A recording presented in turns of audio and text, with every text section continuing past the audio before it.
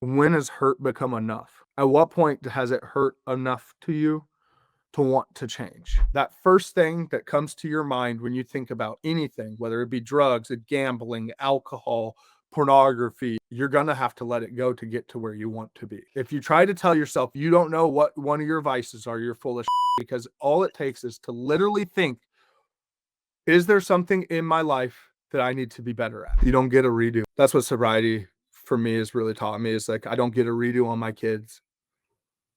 Tomorrow, I'm going to go play.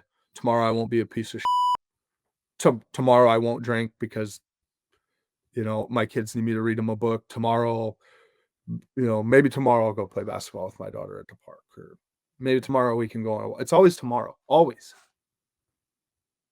What about today?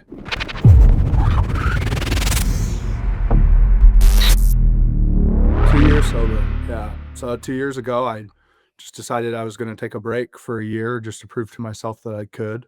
Kind of like you talked about earlier, I got a long history with drinking, just from a lot of unresolved trauma, and then, going straight into the military.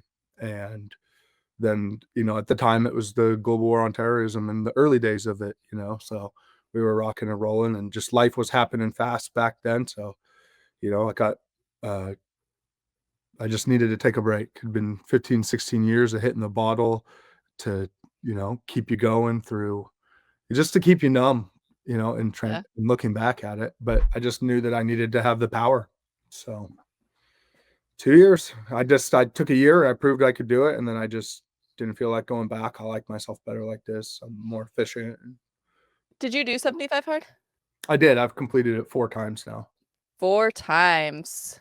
Wow. And did you do it any of the times before you got sober? No, nope. So He was daring my, or the first time, excuse me, the first time I ran it, I wasn't sober. That was like a part of the talking myself into doing it. Originally, it was like 75 yeah. days, no drinking. Yeah, Exactly. Same. right. I don't make it 75 minutes after I get home typically, that's the way it used to be. So, Yeah. so So, did your first stint of 75 hard lead you into quitting drinking, or did you do it for 75 days and then start drinking again? So my first stint with 75 hard was, I needed to regain the confidence in myself. Full transparency.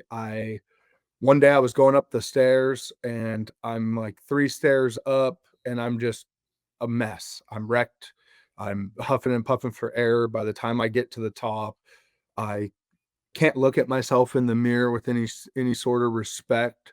I have faint memories of this man that I was. Like, I remember the version of myself at 19 and 20. Like, yeah, I may have been a functioning alcoholic in senses, or, like a kid and partying, but like, I remember also that I had resolve, and I had discipline, and I had grit, and I had tenacity, and an ability to see things through. And so that I always knew, like, I had these glimmers of who I am and what I'm capable of, because I've exhibited it before in my behavior, right? I had the proof. But when I looked in the mirror, I didn't see that anymore. I saw a tired dog, quite frankly. Right. I saw somebody beat. And so when I did 75 hard the first time, it was like, one, I wanted to lose weight. Like, you know, on for anybody that's been, super fat or obese or whatever, we're kind of getting past the nuances of having to be, politically correct anymore. But like, quite frankly, for those of you that struggle with weight problems or eating, or, being a bigger person in general, it it's a bear. And when, in my case, I struggled with it my entire life until I was in the Marine Corps. And then that was like the best I was. And then to lose that again. And but now I have kids that depend on me. I got a wife. I got, I was 14 years into a career at the time and at the top of my game. It's like, what are we doing?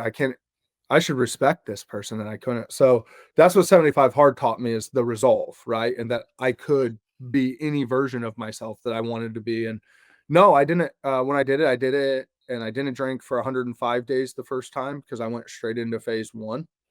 And Phase 1 is the Live Hard program for those that don't yeah, know. yeah, sorry. It's the continuation of 75 hard. Yeah. So I went in straight into phase one. I did the 30 days. So I went 105 days sober, and I felt amazing. But then it's just like that story. You let yourself have one drink, and then one drink is one drink for a couple days, and then it's, you're at the 4th of July and you have 4 drinks one night, but they're just bourbon, right? It's none of the soda or the sugar, it's just the bourbon.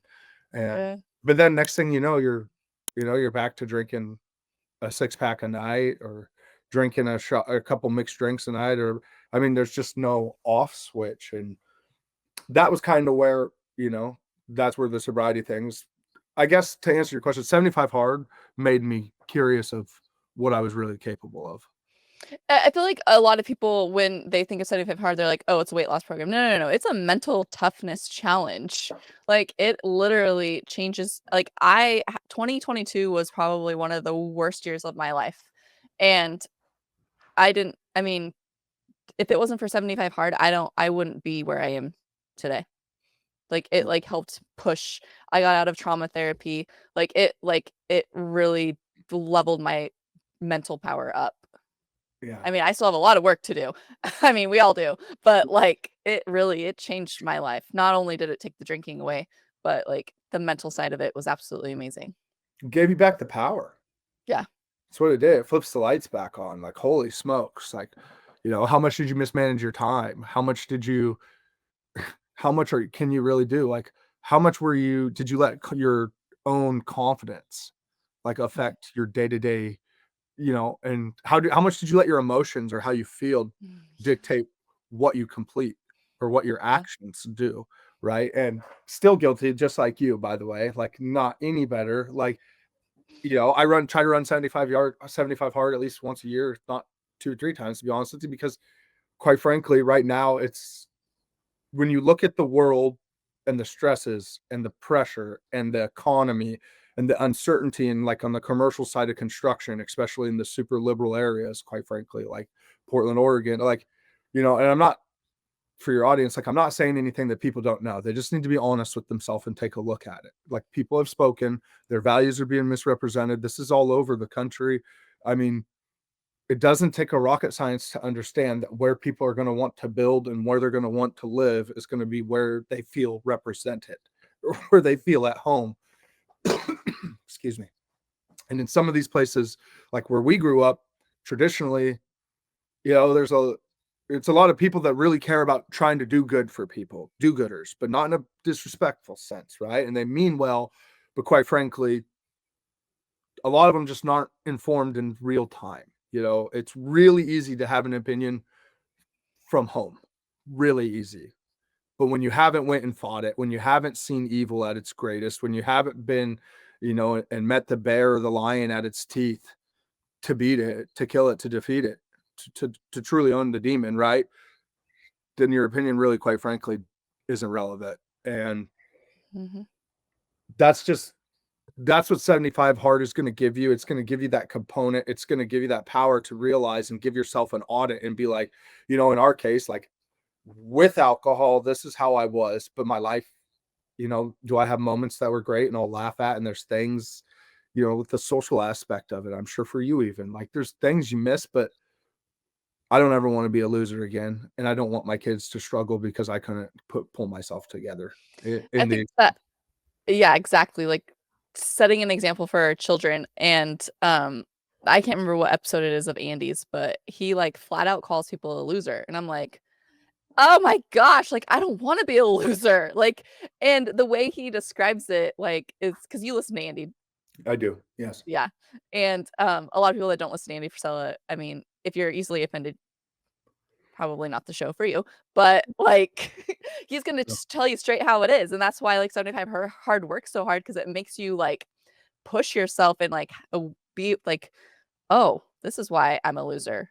Like, but, coming from our hometown, so Jonathan's from we grew up in the same small town.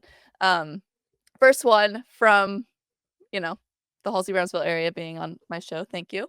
Uh, Thanks for having me. I feel like so many people growing up died from alcohol. Wrecks, self-inflicted, like, like, health reasons. I mean, look at I'm not gonna name names, but the one that you used to run around with, the dad died from alcoholism. He had a brain aneurysm. What about like the farmer's son that played a game and lost his life? All like I had to call my friend one time and tell her your cousin was in a drunk driving accident and 3 or 4 of them died. And like one of my exes, his dad died of, alcohol. Like it's just like that's just a handful. That's not like even touching. And it's such a small town that you see how alcohol has affected so many lives and ruined so many lives. Like I'm glad that we got out of there. So am I, and I don't I wanna be clear because I don't feel like you've ran from what you're from either, like, we're from where we're from. That will forever be a part of who we are. I'm not ashamed of that. I'm not ashamed of those people. I don't feel like you are either, and Right. I'm not saying it in that manner. I just wanna make sure, you know, Right. I just but what I will say is that there's a reason that your life looks the same. Exactly. There's a reason that your life looks the same. If you do not insert change, your life will look the same. And if you repeat what you do and you repeat what you see, that will be the same too. You will never create a new identity. You will never become who you're supposed to be. You're never going to find out what you got if you just follow the person in front of you. So, do I think that people that drink are bad or that the farmer communities that they do that? No, I don't. But you know, the more I look at this, you talk about this, my mind on this has changed because the old me, I would have beat Halsey up. I'm not gonna lie. I had a terrible time most of my life. I will always love the country. There's a lot of people there I really, really love. I will always have a passion Yeah. for farming and ag because of it. And I'm always gonna care about the voice of the farmer. Like I will never forget those people. Right. Those are some of the most salt of the earth, genuine, hardworking men and I mean, women. I feel like It's we are crazy. who we are because of Yeah, like we because of learned that. how to work. We learned how to like, Yeah. we learned how to be who we are because of where we come from. That's exactly it. So no shade in that, but at the same time, like I do feel for the people that, do you want more? Is it dinner every Tuesday at the tavern and Keystone Light every night and Coors No, Tab? it's I every mean, day that ends in Y. Sorry. yeah, So that's I'm how so that's mad. how it Yeah. was though. Yeah. That's okay. That was a way of life, that was a time of life, but that does a lot of damage and it sets you up. And I have a lot of questions these days when we look at the healthcare system and things. And you're saying like in all these years, I mean, we're fairly young and we've pieced this together that you can put together a lot of chronic illness, suicide, depression, ailment, disease, heartbreak, accidents, all these different circumstances, I guess is what I'm trying to say, and factors.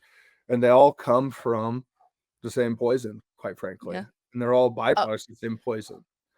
I mean, as we're Yeah. talking, I'm like, the list is just like going, going, going, going. Like, so many people have been affected from our hometown because of alcohol.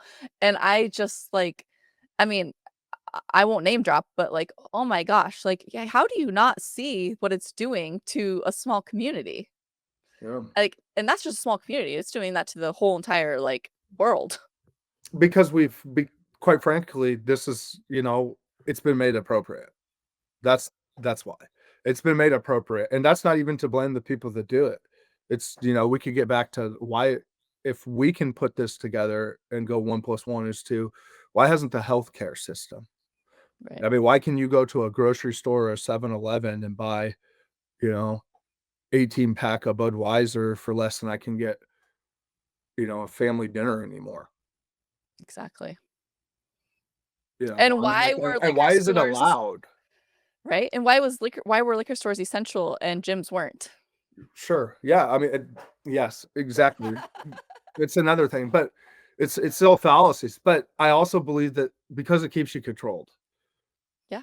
When you're under the booze, you're predictable. You need them. They can depend on you.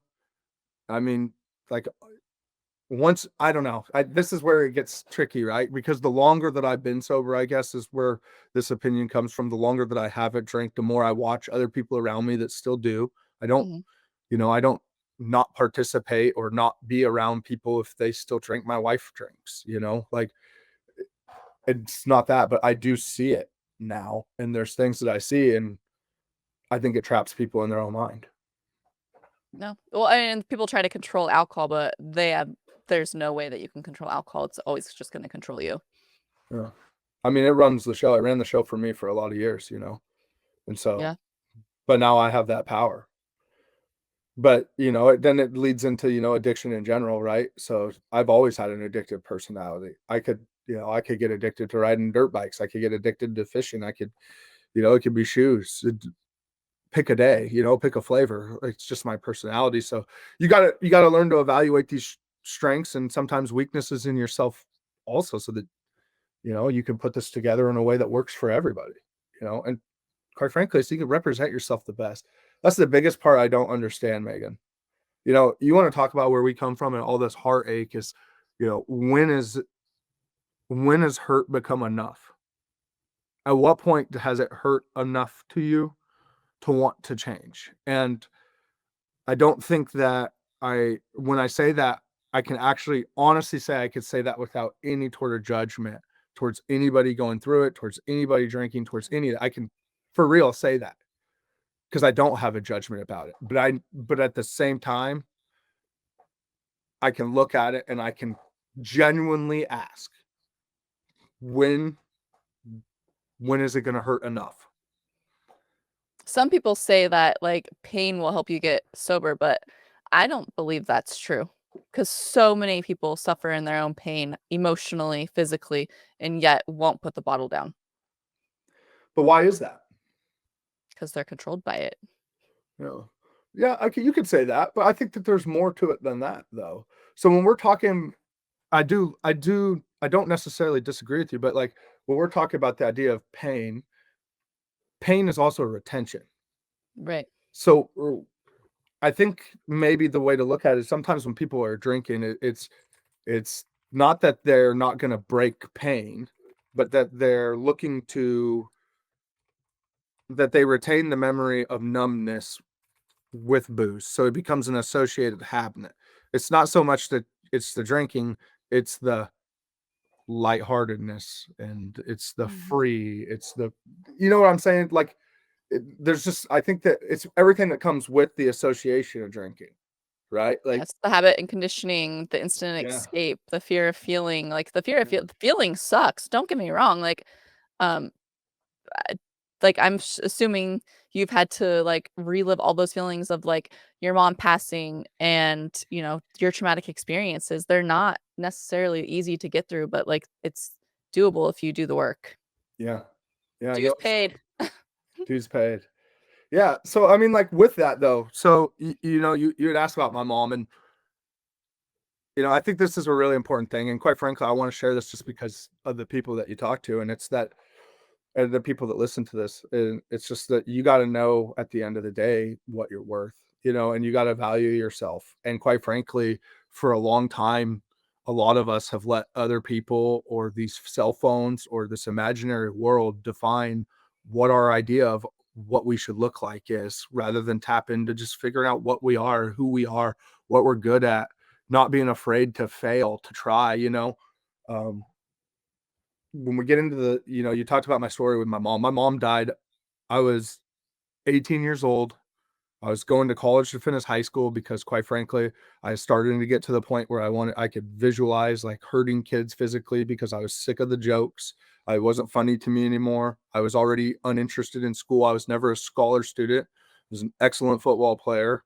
You know, I did extraordinary at football. That was kind of my jam. And I was doing really good the first time I wrestled. I was like third or fourth in state and had a huge thing and was talking to colleges and there's all sorts of cool stuff. But I was also like, for the last 12 years of my life, I've been introduced as Negro John and called every name under the book to everybody. And like, I didn't even like myself. Like I didn't even think I was black enough, or I was too white, or I was whatever these limitations I put on myself, quite frankly. But a lot of that became from that environment. So you gotta take, like, I had all that hostility and heat. And then on top of that, the one person that was the most loyal figure in my life died overnight, instantly, during my midterms. And then my sister had to tell me. And then my dad, you know, he fell apart. Obviously, his best friend of 16 years, you know, wake up and they're laying to you next to your dad. That's tough, you know. And then, you know, we got a 13 and 14-year-old brother. But my mom also raised me to be a man of my word, and that's all I wanted to do was be a man of my word and be the man that she raised me to be. That's all I could do. That's all I could think to do in pain. Because for those of you that haven't experienced loss, or for those of you that have, I'm sorry to bring that back, but when you've experienced a certain amount of pain all at once, and well, what happens is it almost overloads your sensory where you don't know how to deal. And some people deal angrily, some people deal emotionally, like sobbing and tears. Some people don't deal, and other people they never do. And quite frankly, you don't heal. And for me, it was just the perfect storm of just the memory of trying to be who it was, trying to keep myself together because I felt like my brother and sister needed to see some resemblance of strength, and then also understanding that I raised my right hand at one point in time, even though my mom died and even though my family needs me. And I said, hey, I'm going to do this. And that there's a war going on that I don't want to know about from the couch or from what the TV tells me. I want to go and honor the people that came before me and the people that I know that would serve but can't because of physical things, or they won't let you because they had a surgery and all the dumb shit, right? And like, Mm-hmm. I took all of that and then I rolled it over into being 19 years old and cut loose for war and chaos and hate, you know, and booze came. So I want people to understand that it's okay to hurt and that there's different ways to deal with extreme pain. But the biggest thing that you don't realize with alcohol is that it just allows you to operate at what you think is your normal baseline. But the moment that your body starts to deject or reject or can no longer handle alcohol or process, or the moment that the weight of that creeps into the back of your mind or starts to weigh on you more and more, the moment that happens and that booze is not there, all those things still exist and they come right back to the forefront. Mm-hmm. And so you're gonna have to deal with this at some point in your life, unless you plan on pushing it off until you tip over. But I promise you, as you know, as you're helping people with your show, like, the most powerful things you can do is find yourself a walk in what you're supposed to be, Yeah. whatever How that looks did like. how did your mom pass? She had a heart attack, 36 years old. 36. Yeah. Oh my gosh. And I don't think I think about that every day. I'm 35. I Right. have 4 kids. It's my biggest fear in the world. I'm about to outlive my mother. Yeah. Doesn't seem right. No. That's Yeah. there's this lady, she's in my member. I did a podcast with her, but she's also in my members community. She lost her dad um when he was 47, and she decided to quit drinking at that same age because it was alcohol induced. Yeah. Like, now that you say it, like, it's kind of weird that, like, yeah, you're outliving your mom. Yeah. Actually, yeah. About 14 months from now, I will have, So, like, I'll have been on planet Earth longer than my mom was. And what that has done is kind of create a sense of urgency too, because what would I have to leave my kids? I understand what it's like to watch your life be rooted from you right in front of your eyes. And you can't take it back. I don't have like the great story where it was like all fine and dandy. I mean, the last time I saw my mom and talked to her, I told her I'd kick her friends out of the mall if they kept asking me if they could pray for me, like, and my mom loved me and she knew I loved her, but I was just being a stubborn 18-year-old kid, hard-headed kid. That's what I got to live with that for the rest of my life, that I could have told her I loved her, or I would have, if I'd known 7 days later she'd been dead. Right. Yeah. But you don't get a redo. And so that's where, like, that's what that's what sobriety for me has really taught me, is like, I don't get a redo on my kids. Tomorrow, I'm going to go play. Tomorrow, I won't be a piece of shit. Tomorrow, I won't drink because, my kids need me to read them a book. Tomorrow, maybe tomorrow I'll go play basketball with my daughter at the park, or maybe tomorrow we can go on a walk. It's always tomorrow, always. What about today? Right. Gosh, sorry, that's, like, so hard. Like, It's I real. mean, because we all do it, and, like, you don't think about it until, like, one day you're not gonna wake up. Yeah. And, like And then what if and then, like, think about that though, like, because 'cause you're a mom, and, like, I know how a father's love is, and I know my mom loved me, like, I don't feel like I wasn't loved, don't get me wrong. I had some really hard times, and for your audience, I'm the only one in my family, Megan knows this, but I'm the only one in my family that looks like me. So, I mean, I grew up, I didn't even know where I belonged. I didn't have anybody to talk to about what it was like to be me. My mom had never been black. The guy that was my dad, he was white. Um, Kids at school found out that I was a product of rape before I did. So I found that out in 7th grade from people spreading rumors about me. And then when I went to address the rumors, as you can imagine, I found out that there was truth to it. So that was a lot to process. I mean, like, there was just a lot there, right?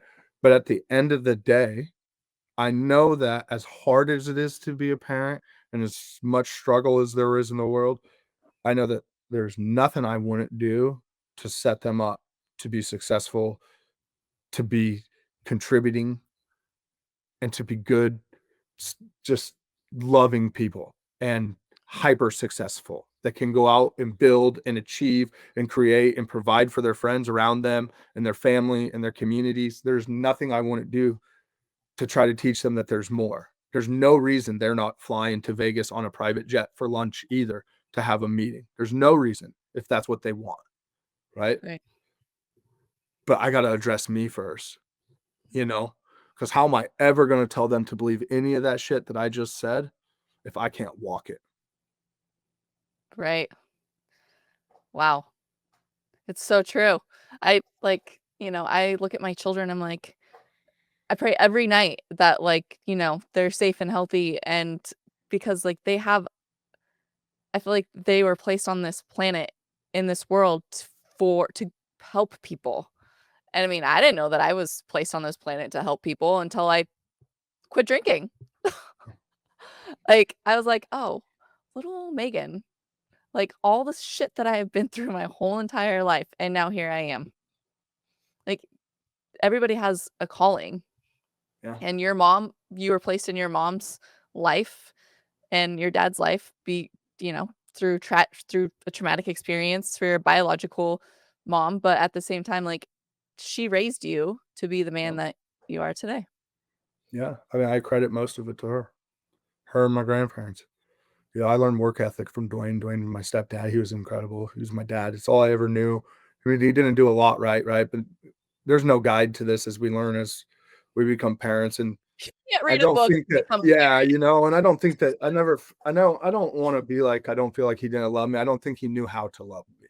But how Right, could he? How could he? yeah. I get it. I mean, my best friend in grade school, she was adopted, from India, and, like, Mm, we were sidekicks from, like, I think I was 5th grade? 5th grade? Like, we were like, she was, like, my best friend. I still chat with her once in a while, but, like, coming to, like, a school, like, full of white kids, I mean, it has to be intimidating. I mean, I don't wanna get into the whole, like, because I mean, I know this can go, like, way far the other way, but, like, you definitely have overcome, like, being the minority in our town. yeah. I was one of three at one point in time. But you know what it yeah, I mean, you could go a lot of ways with that. I don't feel like it was that. I think more importantly, when you're in that kind of scenario, the real problem is that if you don't understand yourself either, because Right. you don't even have anybody else, quite frankly, to look at or to model outside of whatever is shown on Nickelodeon or MTV at the time, stuff like that, or rap music or whatever was cool, you know, outside of what you saw on that, you didn't have anything to model yourself on. And quite frankly, sports, were big, and most of the people you saw back then in sports were all super athletic. Well, I was big and fat and clumsy and not for a lot of my life, right? And so I didn't even make sense to what information they had available to them for and so, like, I'm not making excuses. I mean, I understand it. It's just at the end of the day, yeah, I've been the minority. I've felt like a chameleon my entire life, just trying to fit everybody else's mold but my own, to include my parents, and I don't want that for my kids, but more importantly, like, I feel like God, you were talking about God creating us for these places and times, and that, I mean, and that extends to you too. Like, your kids are here to help people. They are here to serve him and serve others and do big and brilliant and beautiful things as well as mine. But we are here for a purpose too. And that's what we got to remember, because at 25 years old, we die and then we just keep breathing. It's what it seems like. It's like, I got out of the military. I started attacking this. It didn't work. I attacked this. It didn't work. I built this. It didn't work. I did this. It didn't work. I tried this. It didn't work. Man, I don't work. Better go get a normal job that everybody else respects, that makes X amount of money, and dive in for 15 years. That's what I did. Yeah. Oh And it boy. provided, and it's been great, and it was great, but it's not what I'm here for. And I know that. And you talked about 75 hard and being sober and all these different things. Like, when you tap into that, you start to realize these things, because all of a sudden you'll wake up one day and you're not satisfied. You're Yeah. not. I want more out of my life. I want more for my life. I want more for my friends. I want more for my family. I want more for my community. I want more. Yeah. And nobody's going to give it to me. No. And yeah. Things handed to you don't necessarily last very long. That's it. And you learn to value and appreciate, and the lessons you learn along the way are the beautiful thing. The journey makes the destination, quite frankly. It does. But I tell you what, it all starts with being able to bet on yourself. And when you're on depressants, I don't care, Adderall, you can smoke weed, nothing against any of these things, like, we all done it, but numbness is still numbness. And at some point, it's okay to maybe enjoy numbness, or like deal with anxiety or things in ways that you do, as long as you're dealing internally too, And I think that that's the biggest thing that people got to remember, is you gotta fight for you too, man.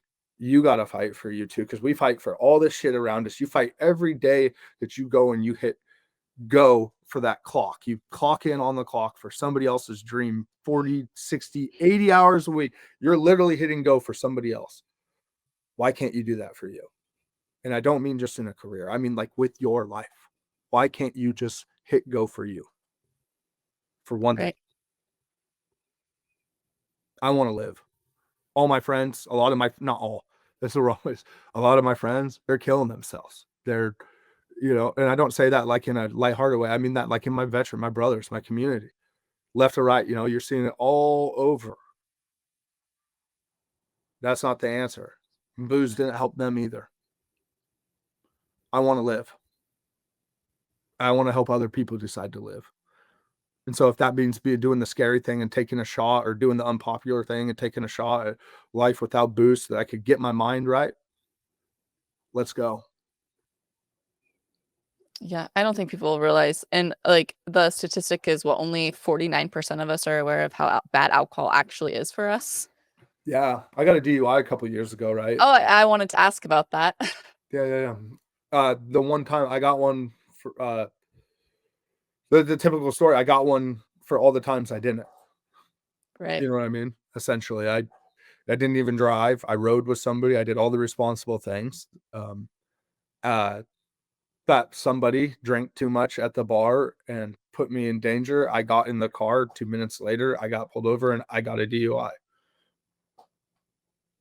because he was swerving all over town. I kicked him out of the driver's seat because I didn't feel safe. Oh, But I still drove, right? So like, the one time I got a DUI was like the time that I shouldn't, like, I did the right thing. Ironically, I thought it wasn't the right. I'm not condoning, but what I mean, I was trying to do the right thing. I didn't even take my vehicle to the bar. you were in a Yeah, better state than he was at the time. yeah. But you know what? It's still no matter how many things I could say about that, the underlying issue is that I still had to have drinks. I still had to operate in a phase where booze was a part of my daily schedule. And that DUI didn't make me not want to drink. It was I heard something one time, on Andy's show, and I listened to people and they were talking about things, and it was just talking about that it's essentially saying whatever it is that you can think of first. When you think about something in your life that you need to cut out your vice, it's like if you think about it, that first thing that comes to your mind when you think about anything, whether it be drugs, gambling, alcohol, pornography. I mean, there's a list here of things. Whatever that vice is to you, you're gonna have to let it go to get to where you want to be. And I heard somebody say something about that, and that you're full of shit if you don't know. If you try to tell yourself you don't know what one of your vices are, you're full of shit, because all it takes is to literally think, is there something in my life that I need to be better at? Is there something in my life that runs the show more than I do, or that I depend on in any sort of way? And so for me, it was like automatically, as I was listening to that, I was thinking about the fact that I don't know if don't know that I could ever not drink again. Like, no, I don't want to. I don't. That doesn't even interest me. Blah, blah, blah, blah, blah, blah, you know how it goes. That's Yeah. how I would never want to do that. Blah blah blah blah blah. Like I like drinking. I do too. I like the taste of beer. I loved it. I enjoyed it more than just getting drunk. I enjoyed. I love beer. Like But there's so many options out there now yeah, for but really, when for I thought about it, would I trade that to be rich? Yes. Would I trade that to be present for my kids? Yes. Choose your heart. right, exactly. Um, let's go back to the day that you decided that you were done. Yeah. What what was the ground shaking moment?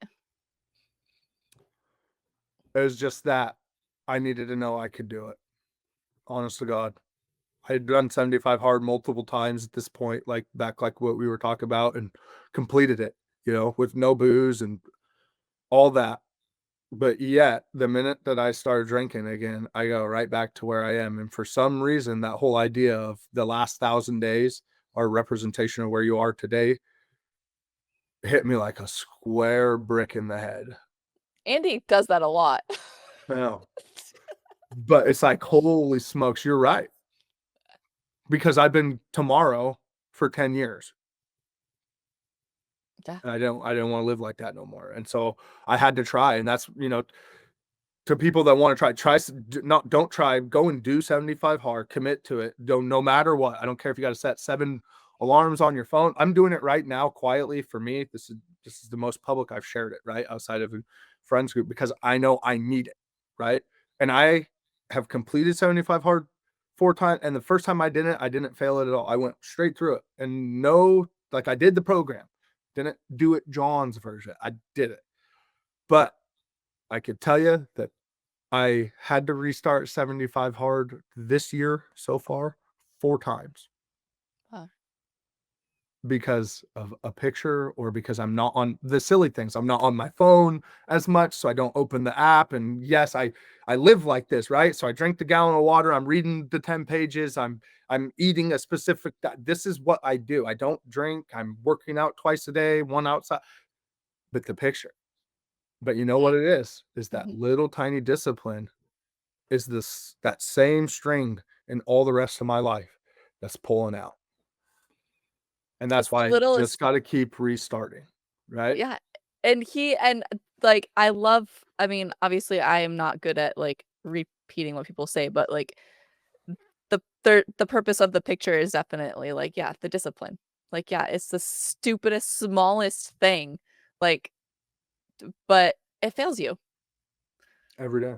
I mean, I we were doing 75 hard, the end of last summer. I ended up quitting because my hip, but because I couldn't give it my all. Like, Mm, I mean, for people that are in, like, like you said, like, overweight or, big or whatever, like, you don't have to go full on sprinting into this. Like, you work your way into the workouts, even if that means you only walk a half mile in 45 minutes. Like, you just gotta start. But, like, when we were doing it, I was like, "Oh crap, I forgot to take my picture." So, like, at that time, I was like, "Well, I'm gonna end up quitting anyways because my hip is just really not okay."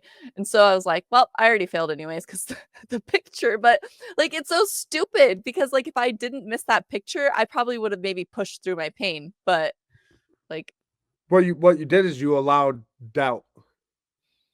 You see what I'm saying? That's the thing that you don't realize. These are the things that you pick up from not being on booze and different things, is that the moment that you start to give tolerance, it takes land grabs of real estate, land grabs yeah, from you. yeah. And it's really, really hard to bring those back to market, really hard.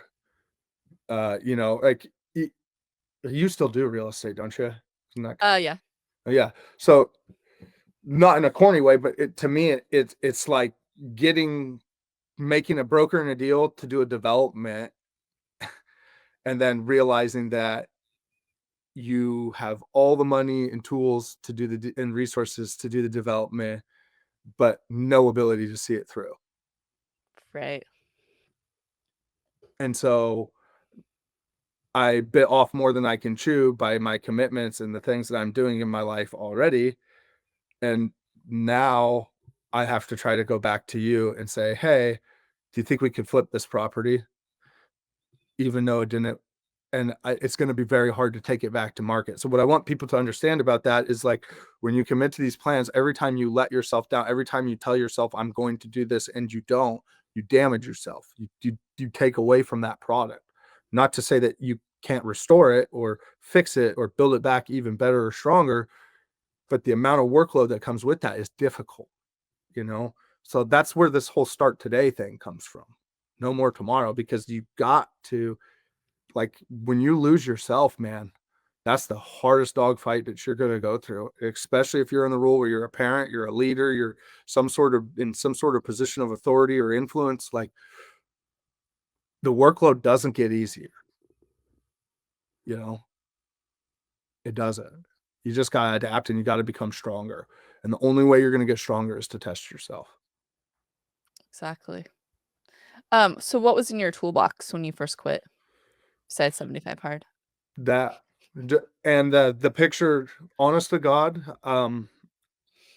yeah, I believe you can manifest your destiny. I believe that the human is a way more complex creature than they allow you to know, or than they know way more about what we're capable of than what we think. And I think we've been lied to for a long time. That's just my personal beliefs, but I think that you could see it. And for me, what it was is, like I told you, when I was walking, it started simple, right? Like, I had to walk on the treadmill every day the first 2 weeks for my first workout because I didn't want to lift weights. And I was, just making myself go through the motion. And then that created more curiosity. Like, oh, I remember lifting weights. I started thinking about being in the Marines and pumping iron overseas. And I started, and I started creating, and I started seeing this version. I started seeing this man that when he would run, even though he was in pain, even though it hurt, there was no stop until it was done. Like, I could just go, and my mind ran the show. It didn't matter how hard or what the task was or where it was. There was nothing that could beat me.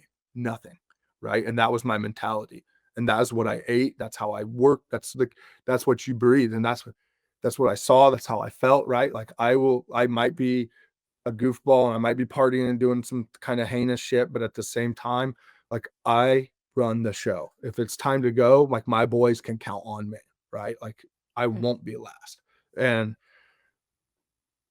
I could see that guy, and I know, where did he go? If I was once it before, where the hell did it go? Right. And so curiosity, that was the biggest tool I had, honest to God, because curiosity creates confidence, right? And Mhm. it's no, that's not even the truth. You know what happens is confidence creates curiosity, Oh, and curiosity creates change. The more confident you get, the more curious you're going to be about what you can do. The more curious you are about what you can do, the more creative you're going to be about how you can change. And the more you're going to be able to try. So, like, and the more you're going to be interested in trying. And you want to talk about addiction and gateway drugs and feeling good, tell me how good it feels to know that this is your show. like that I run this life now. Like this is me. I don't have to drink. That was my story. I did survive through all this different shit. But you know what? That's okay. You know, because if you listen to Andy, I'm sure you listen to Alex as well, Hermosi, it's that comma and that's okay. You know what I mean? Yeah. I made a lot of mistakes, comma, and that's okay. Yeah. We were watching one of my I think it was my 6-month or 10-month, I don't know, my one of my videos last night, and then Jonathan had put the trailer together of all these like terrible videos and videos of you wasted, and I'm just like mortified. Like I never, ever want to be that person again. Like, my daughter's watching it. I mean, she's almost 9, like, she's very, like, aware of what was going on and how far we've come, but she's like, "Mommy," and I'm like, like, you just go back and look at your freaking, like, just like 75 hard, you take that dang picture every single day, and then you have a beginning picture, and you have an end picture, and it's, like, night and day. Go back and look at your drunken self and, like, it makes you, like, gives you the ick factor of for yourself. Like, Yeah. "Ew, that I was mean, me? I know. And I like was that's cool." for the people that can drink, great. And like then that and for the people that do, it also great, you know, like, but what else can you do? Right. That's what I want the theme to be. Like, what else can you do? Because I would venture to bet that if you cut that out, you could do, and I mean, I could say that about 17 different things in my life right now. And that's the hardest thing, right? Like, because we're going through it. You said 2022 is rough. 2022 is the year I got that DUI we were talking about. And that sucked, but it wasn't, I mean, it was more embarrassing. And if anybody's ever had one, you know, that just the gut wrenching feel of embarrassment and shame. And, but quite frankly, at the same time, that wasn't it. This last year has been the hardest year of my life. I've, you know, I'm in the middle of a career change in a dying economy with commercial construction, and a time where, you know, I was at the top of my game to where I'm reinventing myself. But at the same time, I've never been more involved in my community. I got to coach high school football with my son and also with these kids in my community that I love and care for, you know, and I respect their parents. I've been coaching these boys in middle school for 4 or 5 years. I got a different relationship with my son and my daughters now because I'm around more, you know, and as hard as it's been, you know, you were talking about, I don't know that if 22 version of me was in this 24 version of me life, I don't know the damage that I may have done trying to bury myself in the stress and the anxiety of feeling the pain of growth rather than just taking it and having to absorb it and having to figure out how to work it and utilize it and turn it into a superpower and go through the emotions of being killing your ego and being like, it's okay to be at the bottom again. It's okay to start over in a new career. It's okay to change, even though it hurts, even though it's hard. It's okay Yeah. because when you see what I do next, you're going to wish you changed too. Yeah. I wanna continue talking to you, but, uh, I want them to know where they can find you, and I wanna know like, what's your next plan? Like, how do you like I know, like, you have plans, but, like, tell them where they can find you. Yeah. So, you know, I'm always available on Instagram. It's jmet underscore, excuse me, barbarian, or just Jonathan Metcalf on Facebook. Uh, you know, like I said, I'm a city councilman in the city of Estacada. It's my home. This is my kids' home. I'm involved in my community. So, you know, my plans, I really am planning on trying to help build mental toughness in the young men that I coach and the youth in this area.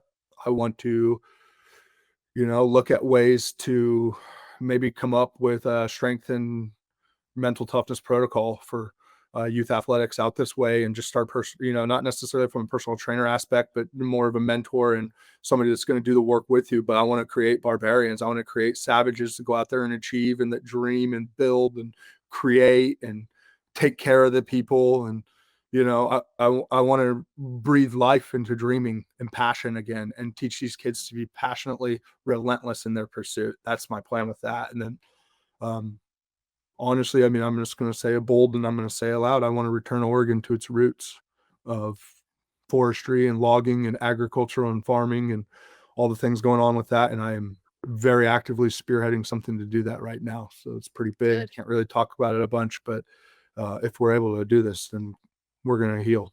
So Yeah. we're going to heal. Good. Good. Yeah. I will just keep my mouth shut. Um, I mean, you understand that I totally agree with you. Um, uh, well, I really appreciate you coming on, and there's so much more to your story, and they can go find you, like, because you have a podcast, right? Yeah, I did. I took a Or little break right now. I'm kind of okay, doing a little bit of rebranding. I'm staying with the barbarian theme and that, but really it's going to branch out to working with, I'm going to be working with LEO and veterans and first responders as well. And then, winners, really. I'm looking to build a community of winners. So yeah, yeah. We ain't messing with those losers. that's it. Joking. We want to help people become winners. That's it. All day, every day. Oh, So if that's anything, just for anybody that listens to this, if you got anything, if you need anything, if I can help you, if I could share a resource, especially veterans, if there's something I can do to help you, like through some of the resources in the veteran side of things with, getting your VA thing going, or who you could talk to see what benefits you have, any of that, yeah. please reach out to me. Yes, and I will put all your information in the description. That way they can find you because I think like especially for vets, that's a huge, huge deal. And I know that we didn't talk that much, but you know what? It Yeah. just leads to a follow-up. So, like they can find you, they can find like listen to your story through your first part of your podcast. And I mean, you're a great resource. Yeah, I appreciate that. More importantly, just go win. Yes, go win. Just go win. Seriously.